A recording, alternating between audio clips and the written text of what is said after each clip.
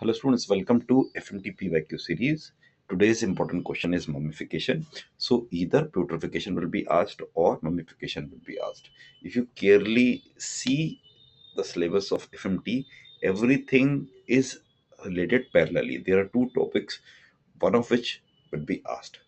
Okay, so what is the answer? First, write the definition that mummification is a post-mortem change in which the body becomes dry, shrunken, and leathery due to dehydration in a hot and dry environment.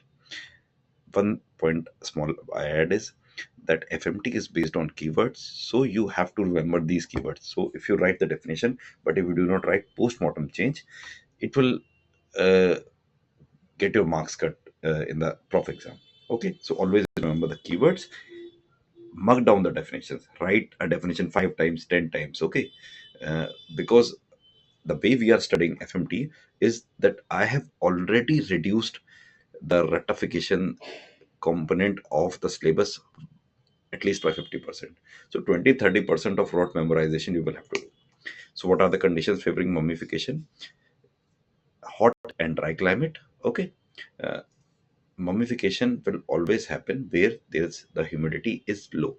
It is a must, because you might have seen in the monsoon season everything gets to decompose very fast, whether it would be food products or something you else you buy, because of the activity of the microorganisms. However, you don't write this exam. This is just for your explanation.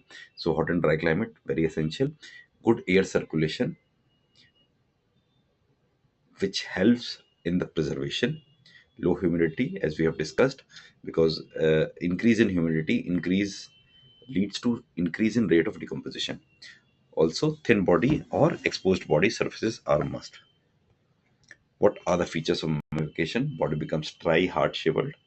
Skin appears brownish black and leathery, simply because all the moisture has been removed, and we already have a wheatish body tone. So even if the moisture is removed, it will become more pronounced brownish black and leathery. Facial features are preserved. You can easily identify any mummified body like you saw in the movies. No foul smell, because the putrefaction process does not take place. Putrefaction needs humidity as an essential element. Okay, and body weight markedly reduced because of the fluids disappear, and everything else starts to shrink. What is the medical legal importance? It helps in the identification, as all the facial features are preserved. Okay, it also preserves injuries and wounds.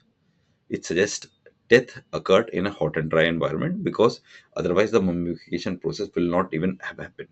Also, it helps in approximate estimation of time since death. Why do we do all these processes? Why do we study all these things? Because one thing is very important to us: estimation of time since death.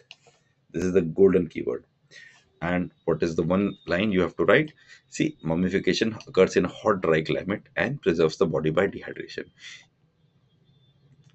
Develop a habit to write 1-2 lines in the end as a conclusion, like we used to do in anatomy. We used to write clinical part, which tells the examiner that the student has covered a lot of syllabus and is competent in it. So try to add that one line. Okay, it will get you good marks or help you reduce the cutting of marks of the exam.